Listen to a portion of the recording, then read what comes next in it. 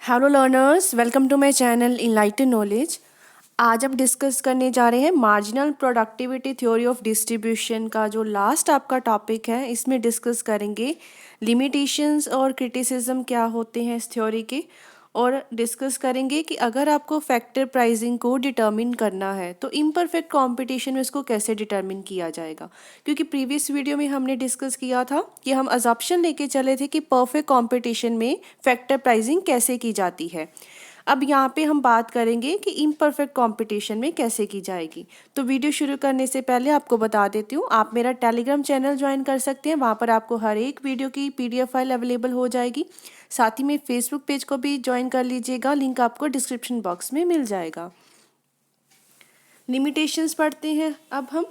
जो आपकी marginal productivity theory है फैक्टर प्राइसिंग की, मॉडर्न इकोनॉमिस्ट ने उनको क्रिटिसाइज़ किया है।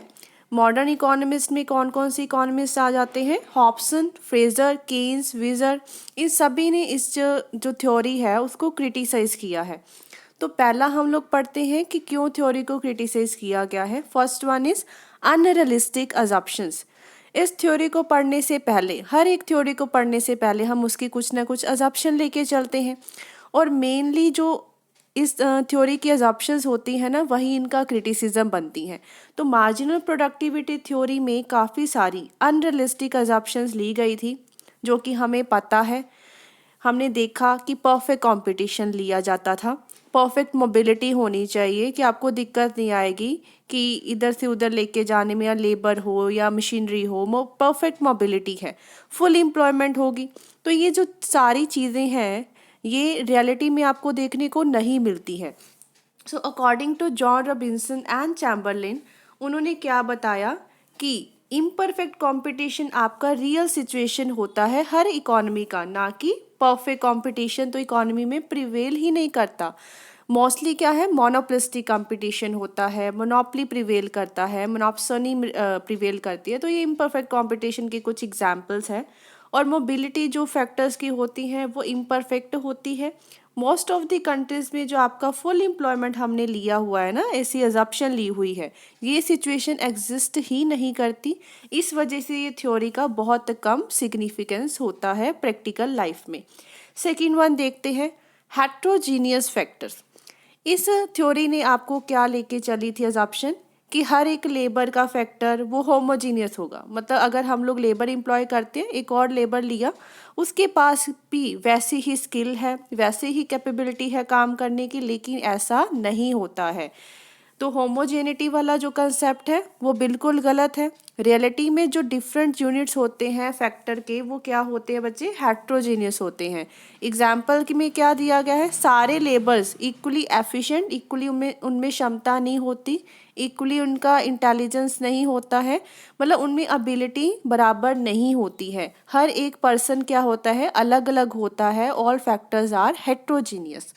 Third one is indivisible factor. एक अजम्पशन ली थी कि हम लोग फैक्टर्स को छोटे छोटे पार्ट्स में डिवाइड कर सकते हैं, लेकिन ये चीज़ क्या है, ट्रुथ नहीं है।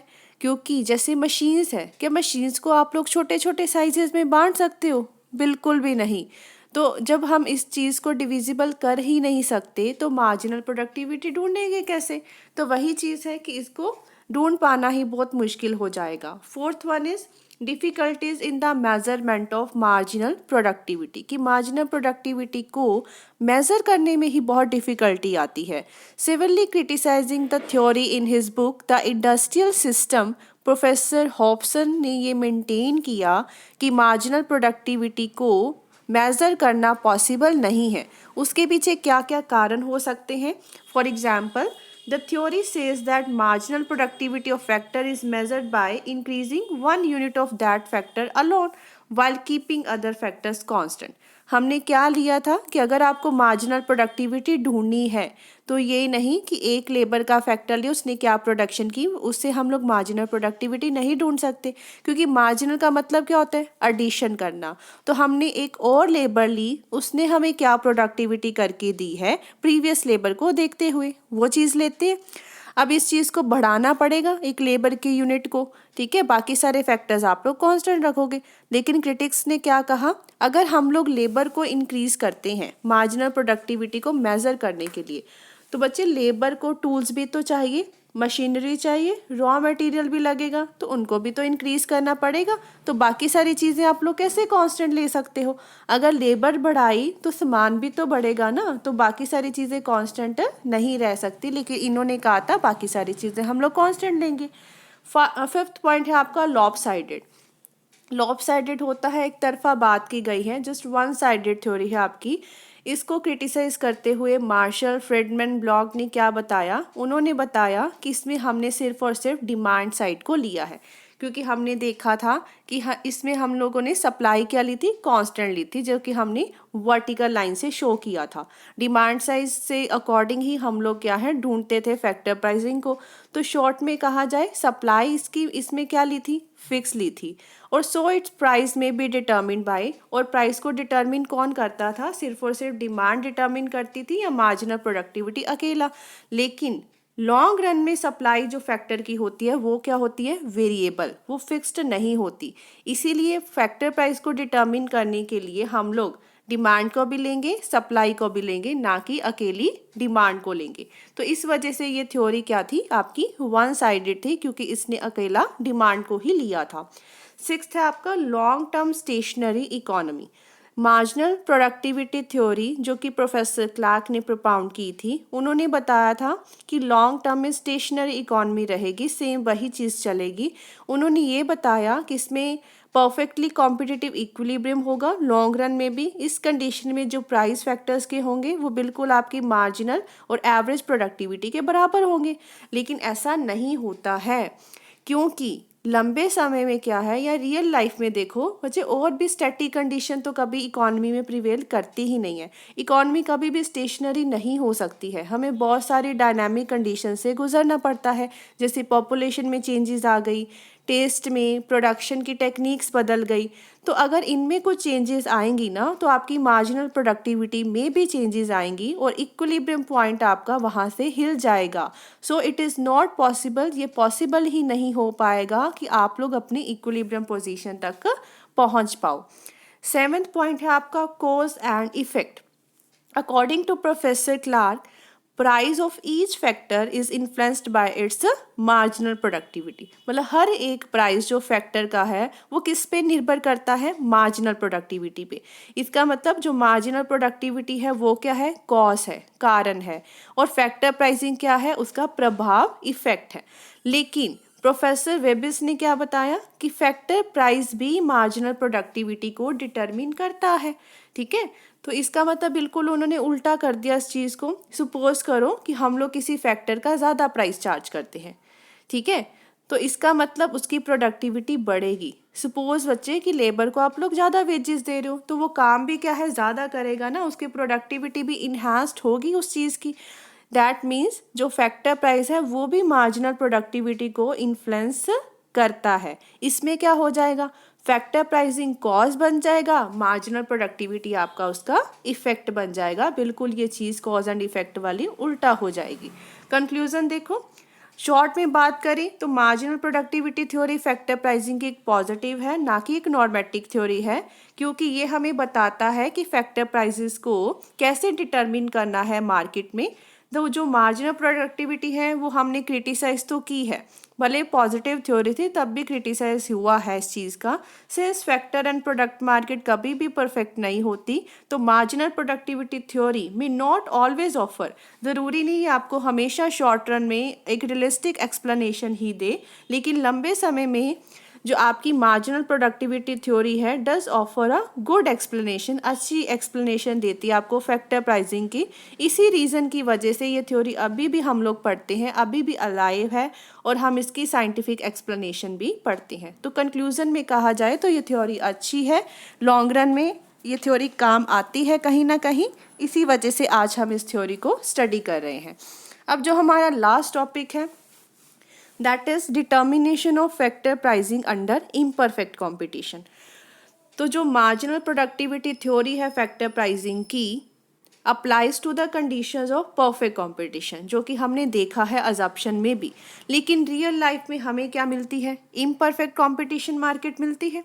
तो इकोनॉमिस्ट जैसे कि जॉन रॉबिन्सन चैम्बरलिन हो गया, उन्होंने इसी थ्योरी को इम्परफेक्ट कंपटीशन में प्रिवेल करवाने की कोशिश की है। तो there are different forms of imperfect competition के अलग अलग फॉर्म्स होते हैं। यहाँ पे हम लोग एक फॉर्म को डिस्कस करने जा रहे हैं, दैट इज कॉल्ड दी मोनोप्सोनी। अब मोनोप्सोनी क्या होता है?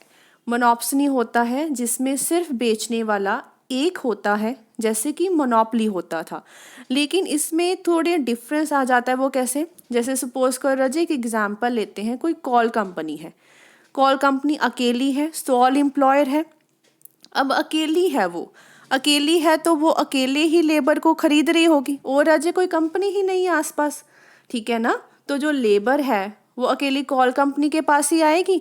दैट मीन्स एम्प्लॉयर भी एक ही है और लेबर को रखने वाला भी एक ही है। इसे कहते हैं मोनोप्सनी, ठीक है ना? अगर एक मार्केट है तो दैट मीन्स लेबर की डिमांड भी सिर्फ और सिर्फ वही मार्केट करेगी, वही परचेज करेगी लेबर को। तो इसमें जो हम लोग मान के चलते हैं, जो सेलर है, जो बायर है, एक जैसे ही होते हैं। इस टाइप ऑफ मार्केट में क्या होता है, there is perfect competition in the product market. Perfect competition पाया जाता है कहाँ पे? प्रोडक्ट मार्केट में। इसी वजह से प्रोडक्ट मार्केट में क्या था, आपकी मार्जिनल रेवेन्यू प्रोडक्टिविटी किसके बराबर होती थी? मार्जिनल फिजिकल प्रोडक्टिविटी, मतलब value of the marginal physical productivity के बराबर होती थी। ये तो हमने बात कर ली परफेक्ट कंपटीशन वाली, कि प्रोडक्ट मार्केट में क्या चलता है? Perfect competition. लेकिन फर्क किसमें आता है? फैक्टर मार्केट में। और फैक्टर मार्केट में क्या चलता है? इम्परफेक्ट कंपटीशन चलता है। वहाँ पे आपकी एमआरपी बराबर नहीं होती है वीएमपी के। इसी सिचुएशन को हम लोग मोनोप्सोनी की सिचुएशन कहते हैं। इसका मतलब क्या हुआ? It means there is only one buyer of the factor. Factor को खरीदने वाला भी एक है, बेचने वाला भी एक है। तो जैसे हमने कॉल कंपनी की बात की है। So this monopsony refers to that situation of market where only a single firm provides employment to the factor, कि एक ही फर्म है जो कि बाकी सारे फैक्टर्स को क्या कर रही है? एम्प्लॉयमेंट दे रही है।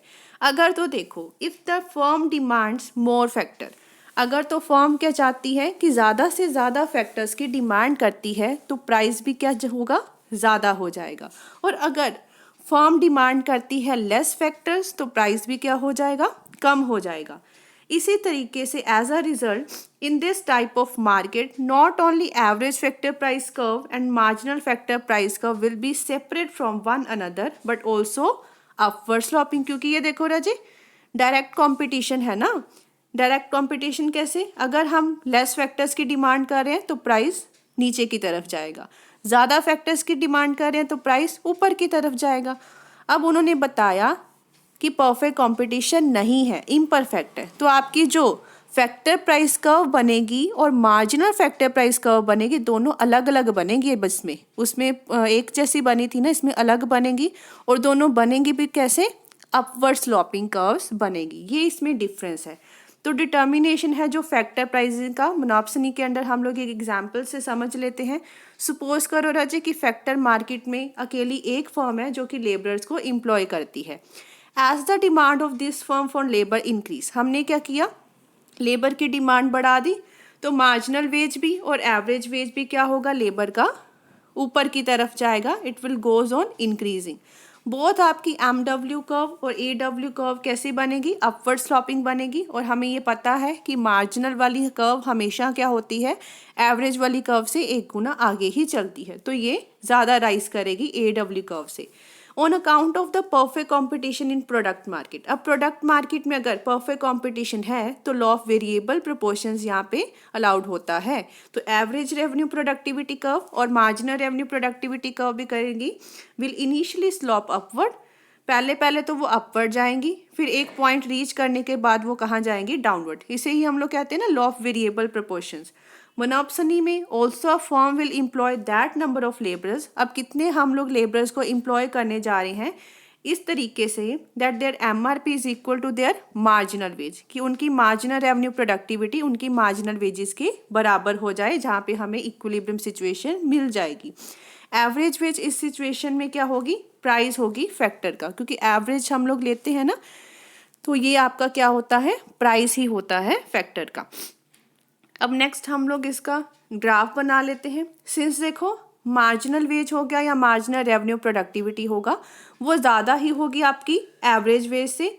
लेबरर्स को वही वेजेस मिलेंगी, will be receiving a wage rate which will be less than their the marginal revenue productivity. अब यहाँ पे देखो यही कंडीशन हमने इसमें पढ़नी है, क्योंकि मोनोप्सनी है, तो मोनोप्सनी में कहीं ना कहीं फ़ायदा होगा फर्म को, प्रॉफिट होगा। तो वो प्रॉफिट होता कैसे है? अब बच्चे जो लेबरर्स वेजेस रिसीव करते हैं ना, वेजेस कम होते हैं, प्रोडक्टिविटी वो ज़्यादा कर रहे होते हैं। मतलब जो इन्होंने प्रोडक्टिविटी की उसका पैसा बनता था ज़्यादा, ठीक है, लेकिन हमने वेजेस उनको दे दी कम, तो इस वजह से कुछ हिस्सा हम उनमें से बचा के रखते हैं, जो हमारा क्या होता है, प्रॉफिट होता है।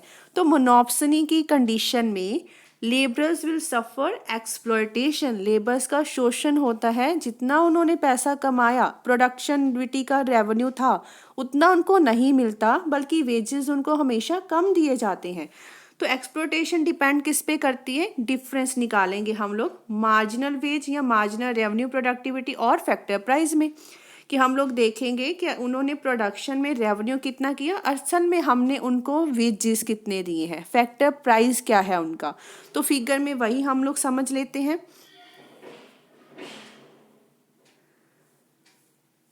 तो हमने क्या बताया था, ये अपवर्ड स्लोपिंग जाएंगे दोनों की दोनों कर्व्स, लेकिन हमारी मार्जिनल रेवेन्यू प्रोडक्टिविटी क्या जाएगी, इस तरीके से, क्योंकि इसमें law of variable proportions apply होता है।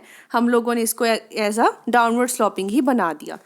अब ये है हमारी फर्स्ट वाली जो कर्व है, ये हमारी क्या बन गई, एवरेज वेजेस वाली, जिसको फैक्टर प्राइसिंग भी कहते हैं। ये नीचे बनी है, ठीक है, और मार्जिनल वाली हमने बना दी ऊपर, क्योंकि ये हमेशा उसके ऊपर ही होती है। ये हमारी क्या है, मार्जिनल फैक्टर कॉस्ट। तो हमने देखना क्या है कि कहाँ पे कितने लेबरर्स को आप लोग एम्प्लॉय करोगे। तो फिगर में राजे क्या है, नंबर ऑफ लेबरर्स आपको एक्स एक्सिस पे शो किए जाएंगे, वेजेस और प्रोडक्टिविटी वाई एक्सिस पे शो होगा। MW हमें पता लगी, that is marginal wage curve, और AW हमारी एवरेज वेज कर्व होगी। MRP क्या है, मार्जिनल रेवेन्यू प्रोडक्टिविटी कर्व होगी आपकी, और जो आपकी इक्वली होगा वो दोनों एवरेज रेवेन्यू प्रोडक्टिविटी कर्व हो जाएगी। मोनोप्सी में firm employ that number of labourers at which MW will be equal to marginal revenue productivity. ये कंडीशन है, कितने लेबरर्स को एम्प्लॉय करना, जहाँ पे मार्जिनल वेजेस किसके बराबर हो, मार्जिनल रेवेन्यू प्रोडक्टिविटी के। तो ये वाला पॉइंट निकल के आया आपका ई पॉइंट। तो लेबरर्स कितने एम्प्लॉय कर दिया हमने, यहाँ पे OL लेबरर्स को एम्प्लॉय किया।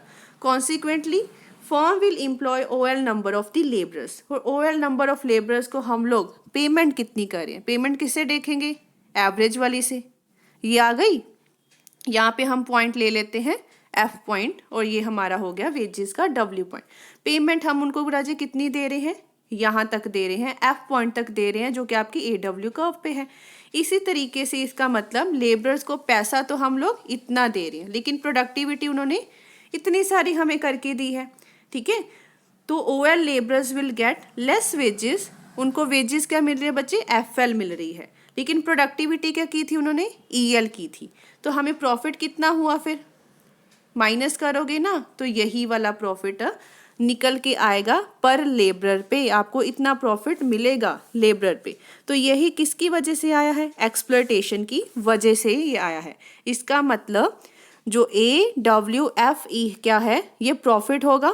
ये किस वजह से आया, क्योंकि लेबर का शोषण किया हमने, उनको वेजेस कम दिए हैं, लेकिन प्रोडक्टिविटी रेवेन्यू उनका ज़्यादा था। तो शॉर्ट में कहा जाए तो प्राइस जो फैक्टर ऑफ प्रोडक्शन का होता है परफेक्ट कंपटीशन में, वो तो बराबर होते हैं दोनों में, लेकिन इम्परफेक्ट कंपटीशन में क्या होता है, it will be less then, मतलब फैक्टर प्राइसिंग हम लोग उनको कम देते हैं, मार्जिनल रेवेन्यू प्रोडक्टिविटी उनकी क्या होती है, ज़्यादा होती है। कारण क्या है, there will be exploitation of the factor under the imperfect competition. तो ये चीज़ यहाँ पे आपको ध्यान में रखनी है, सारी की सारी थ्योरी इसी पे ही बेस है, एक्सप्लॉयटेशन पे बेस है। तो क्लियर हो गया होगा आपको। अगर वीडियो हेल्पफुल लगी हो, चैनल को ज़रूर सब्सक्राइब कीजिए, like share and comment and press the bell icon, ताकि हर वीडियो की नोटिफिकेशन आपको टाइम टू टाइम मिलती रहे। Thank you.